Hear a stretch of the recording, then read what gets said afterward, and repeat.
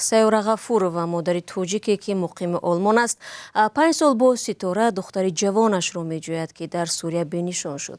همسر سابق ابو داوود یکی از تبلیغگران داعش را که باور میرود 200 نفر را فریفته به صف این گروه کشانده است. همکاران ما چند پیش به سراغ مادر ستاره به آلمان رفتند و مستندی را دایر به او آماده کردند که روز 13 دکبر در صفحه های رادیو آزادی در یوتیوب، فیسبوک و اینستاگرام نشر می شود. همکارم مومین احمدی یکی از مؤلفان فیلم در استودیو با ماست. سلام مومین، و میتونی بگویی که چرا محض به سرنوشت ستاره توجه کردید؟ سلام شهلا، سلام بینندگان عزیز. ببینید شهلا، ستاره تنها یکی از نمونه صدها دختر جوانی تاجیک است که از راه فریب و یا با خواسته و فشار شوهر خود به سوریه رفتند و به بدبختی دچار شدند. آنگونه که گفتی از بس که سرنوشت ستاره با ابو داوود یا پرویز سیدرحمانوف یکی از مبلغان فعال داعش گره خورده بود، ما به آن توجه کردیم و سبب دیگرش آن است که سیاره غفور و مادر ستاره که حالا در آلمان زندگی میکند راضی شد دایر به سرنوشت دخترش و کارهایی که برای نجات او از دست داعشیان انجام داده است با ما صحبت کند.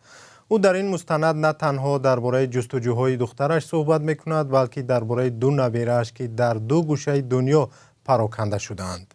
برای ثبت مستند ما تقریبا 1 هفته در آلمان محل اقامت مادر ستاره بودیم و با دیگر از نزدیکانش هم صحبت کردیم که البته برای بینندگان ارجمند جالب خواهد بود.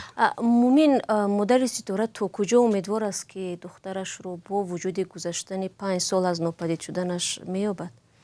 البته برای مادر سخت‌تر از همه آن است که هیچ خبری از سرنوشت فرزندش نداشته باشد.